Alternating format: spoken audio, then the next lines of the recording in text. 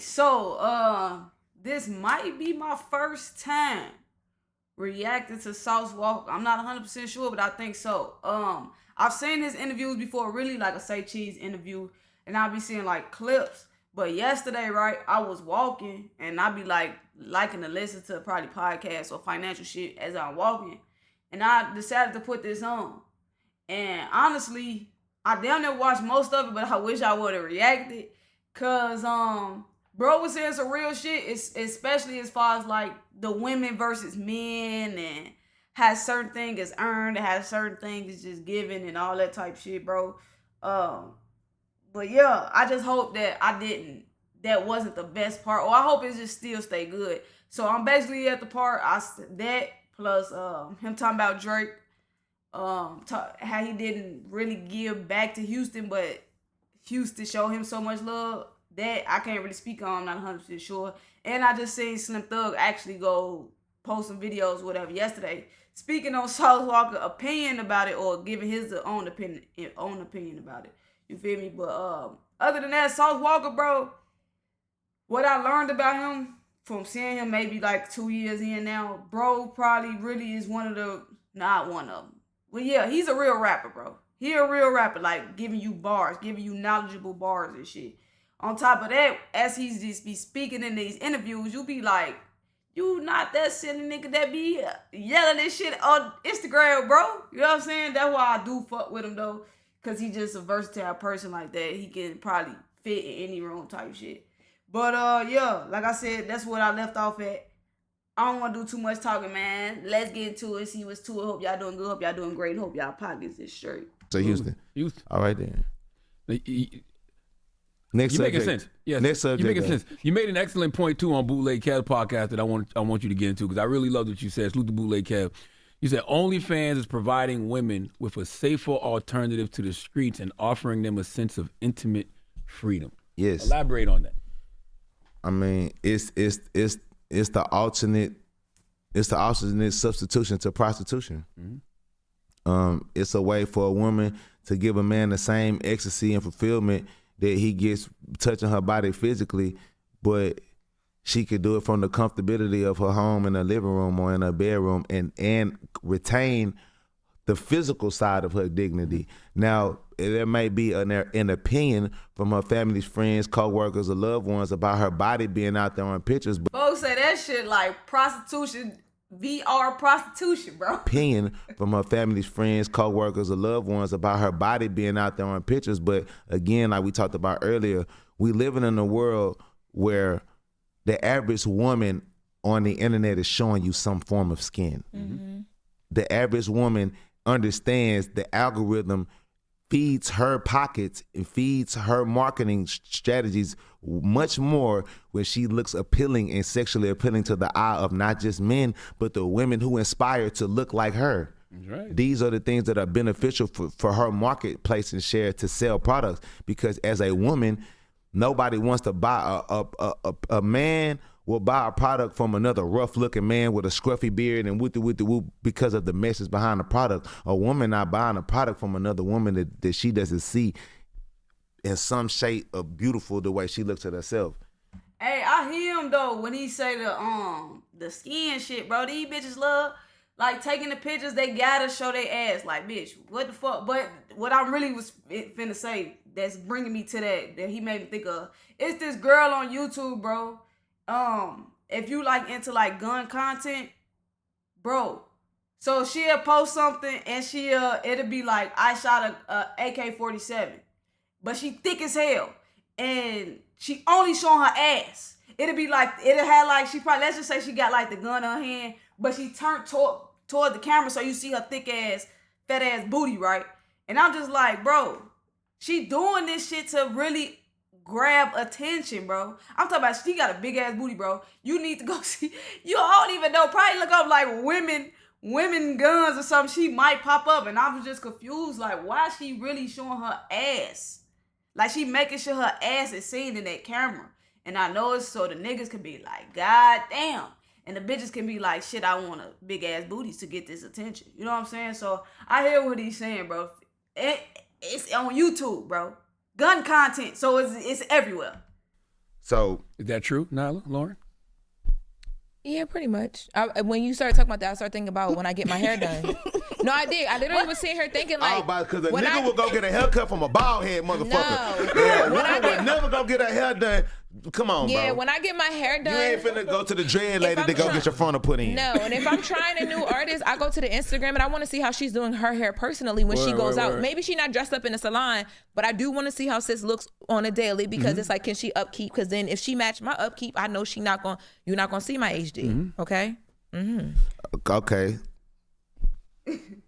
I know. I'm sorry. I'm the facts man. You know. It's not really the Nyla facts. don't- she don't wanna be mean. I don't know if I care too much. Like I think scrolling online, I support it. Like I do like seeing women in their femininity, but it doesn't like sway me one way or the other whether I want to work with you or not. I want to work with you if you do good work.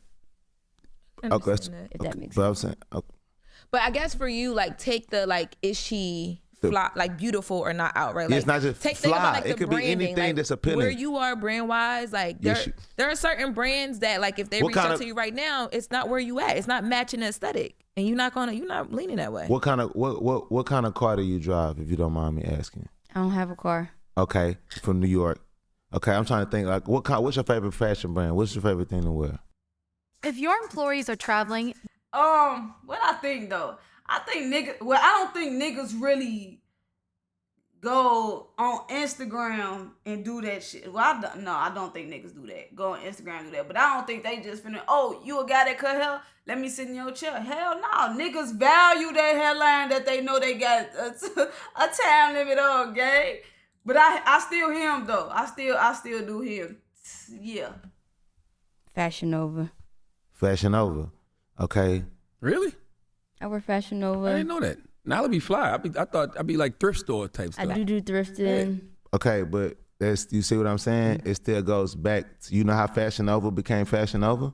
Women liking For other women in fashion. Nova giving the most beautiful women in the world, the most sexiest women in the world, clothes that look top tier fashion, that look high end designer, but we giving it to you for free or the super affordable price. Bernice Burgos, Why Cardi exactly? B. All The Jody girl. you have to do is stretch out a blanket and fit it across the body, and it can be sold. And this woman, you put a blanket across a woman's body, and she can go in a room with full of men that's wearing Louis Vuitton and Christian Dior and all this other shit.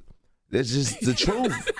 I don't know how much. You ain't lying. A man got to go spend $15,000 Oh, or $6,000. It's very seldom in today's day and age that a man could go get the type of women that he wants in this world off of just a white tee and a nice beard. Unless he fine. Yo, he gotta be fine. But You know even what I'm then, saying? even then, Exactly. even Like then, top tier. I'm gonna look at the jeans. Like what You look- jeans you got on? You got with your watch? Like what? God damn, it's Because hard a out lot here. of women know that a fine man that don't got his shit together ain't nothing but another bill, responsibility, and a problem. Damn. Good dick and a headache. A lot of women they waking up to that girl. It's not even about money either. It's like I want to like. It's so. How do you take care of yourself? Like what? Because you don't even gotta be like a. She just said look, she just went back to everything I just said earlier. Well, how do you take care of yourself? Yeah. You don't even got to walk in with the chains. I can tell by the jeans. Like this is a well tailored man. A man will Hey, so look, the earlier point, if you seen the interview or you didn't, basically to sum it up, Sauce Walka said, a nigga will take a broke bitch, but a nigga with some money will take a broke bitch, but a bitch with some money won't take a broke nigga. That is a fact, bro, to me, for sure. But at the same time though, what she's saying though isn't fair because I don't know. But bitches just be having standards and niggas just gotta have standards. And he might have even said that in another interview. Like niggas gotta up that shit. Stop taking these broke bitches and putting them under y'all wings and stop building these hoes up, bro. That's just it at the end of the day. A man would look at that same business and that same thing, be got like, you. you know what? I see some flaws, I see some stuff wrong, but maybe let me give you some suggestions. Let me help us see how I can make this big thing better. Let me get involved with this bit. You know what I'm saying? You ain't lying. So I just did girl math. Basically, that's what that's called. That's all it's girl I'm math. saying, bro. So, but, for me, that's just how I be looking at stuff, bro. I like the record you got rules too, man, because I feel like there aren't any anymore. Yeah, it ain't nothing, and a lot of people need to learn from this shit, learn from this shit, you know what I'm saying? Rule number one, always move like a boss. You know what I'm saying? You know, goddamn me. Keep your eyes open. Keep your eyes open. You know what I'm saying? Fuck the beef. Let's get to the cheese. You know what I'm saying? Shout out to my boy, Boss Man D-Lo. Yeah, man. You know, even when I'm making music that ain't like the lyrical ghetto gospel stuff, I still try to have a message. I still try to have some knowledge in it, some empowerment, something that people can learn from and earn from. You know what I'm saying? Amongst all the ignorance. And like we were saying earlier, like a lot of people like judge me by the way I am and the way I act, but I act stupid because I'm smarter than a lot of people. I play dumb because I understand the power that I possess and the knowledge that I possess is actually dangerous. You know what I'm saying? So, you know, I feel like this one little life, this one chance at this video game that we got to live, there's a time and a place for everything. And if you don't understand the rules and the strategy that's needed to be implemented in the game of life that you playing, then you playing to lose. Mm-hmm. So, you know what I'm saying? I try to keep that message in my music, even when we having fun and we in the club getting high and drunk. And even like as far as men, like it's a lot of shit that men need to, this like my opinion is not just about women and shit like that. It's a lot of bullshit ass niggas out here. It's a lot of unworthy ass niggas, a lot of not king built. I be wanting to hear that shit, bro. I ain't gonna care. I would like for him to get into that shit, cause it do seem it to me when I be getting, I know it's probably out there, but when I be getting on here, every time I watch like an interview or something, it be niggas coming at the women, but nobody addressing the niggas. Like, it be seeming like the women be having to be perfect, or they the one with the problems, the anger problems, and be, you know what I'm saying? But black women, you know what I'm saying? That shit really be like, bro, what the fuck? But nobody be addressing what the niggas do, what the niggas say, how the niggas move. You know what I'm saying? I be wanting somebody to just address that in some of these interviews too, instead of just women.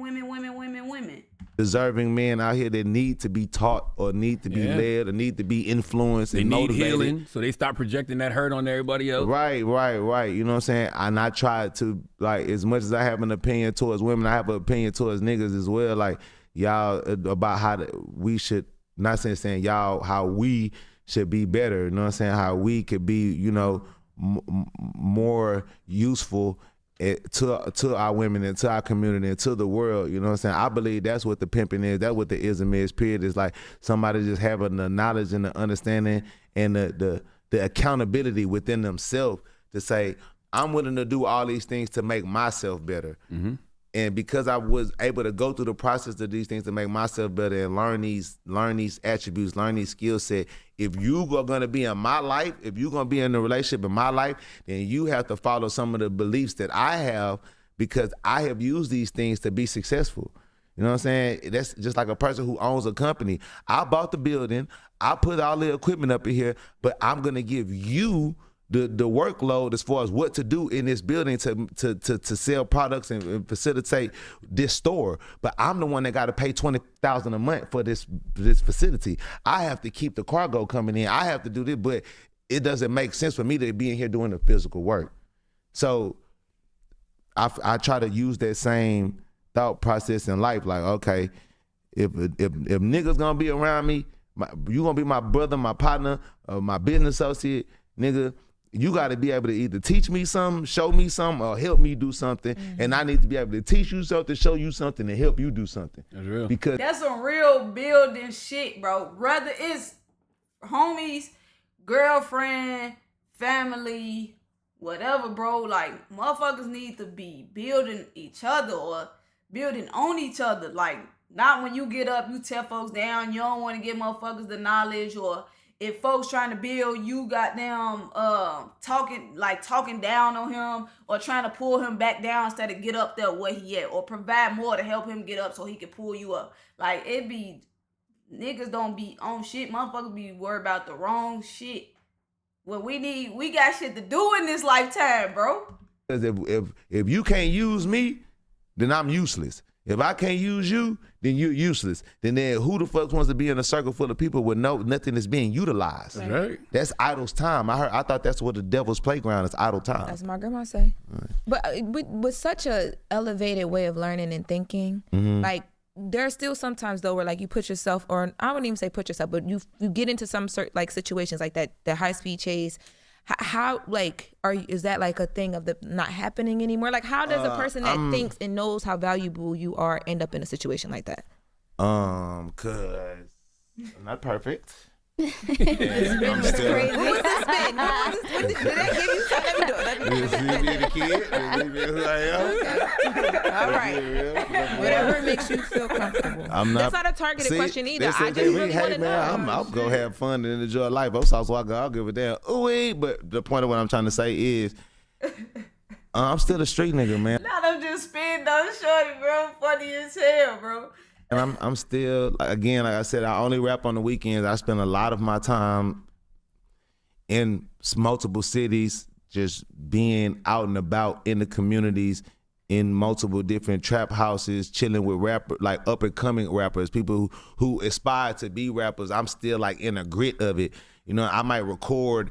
I don't always record in professional studios and backgrounds. Sometimes I'm recording in some apartments, you know what I'm saying, just to get that feeling and that true essence of where I started at with it, you know what I'm saying, and just to also be a motivational piece for people to see like you could touch success. You could be like, you see a Cybertruck on the internet and Sauce Walker bring the Cybertruck right to your ghetto and right to your hood, and me having that connection and openness to my background and where I come from, and still indulging in some of the activities that come from where I come from, something as simple as smoking weed and sipping drink, or put you in a position to where it's like, oh damn, now I'm getting pulled over.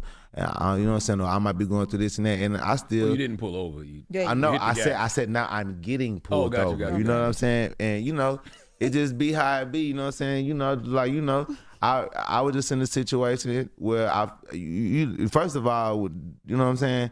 The way that, you know, it is what it is. You was high. It is what it is. I'm just about, I will say this. Without saying too much, I'll say this is that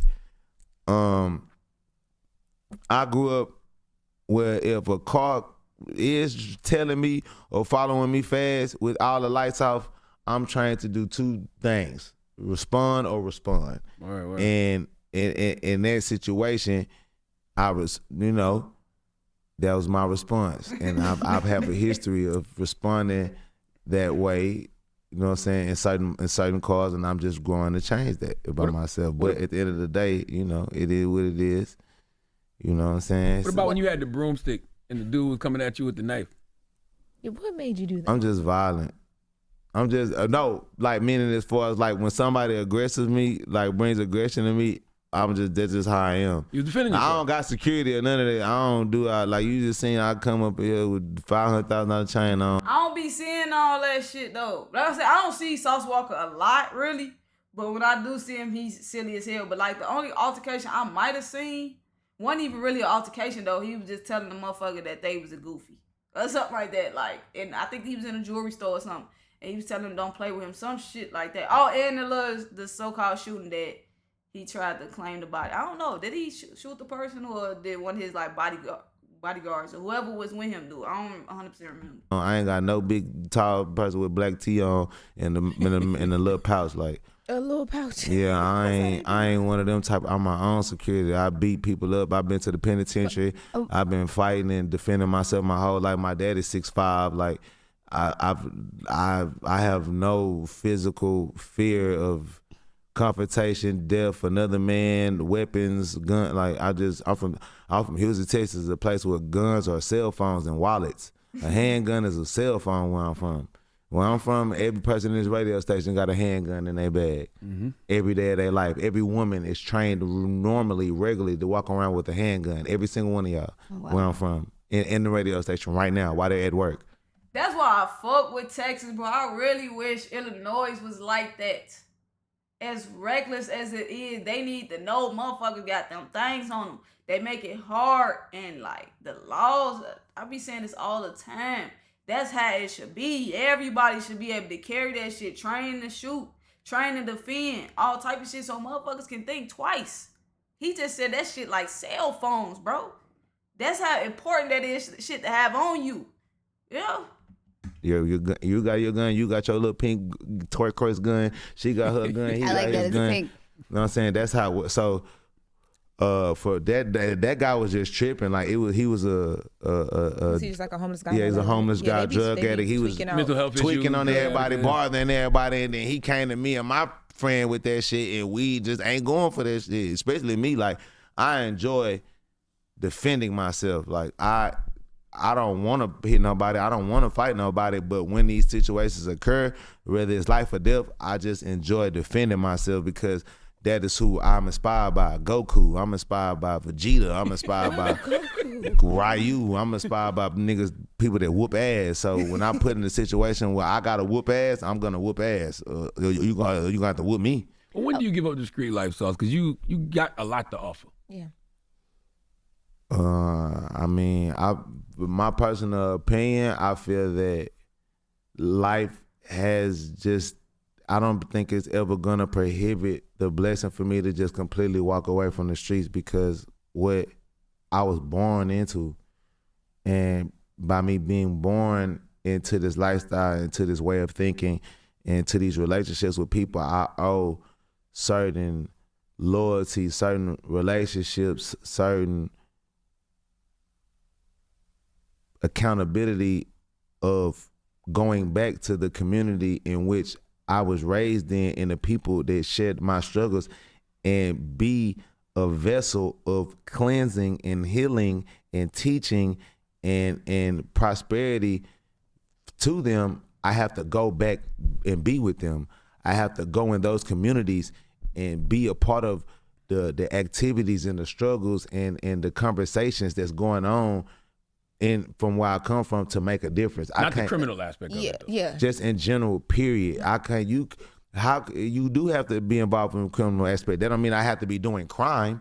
I don't have to be doing crime, but I have to be able to, if you want to tell somebody to stop selling crack, you have to be able to walk in a crack house where he's selling dope at, and then offer him another job, another opportunity, another way that we can both sit at this table. We're going to compare this business opportunity, this business strategy compared to the scale and the dope, and I'm going to show you how this is going to be more beneficial and life-changing for you than this. I cannot convince him to do that if I'm not willing to go into his habitat and his surroundings to convince him. I pulled up to the trenches in this car that you want.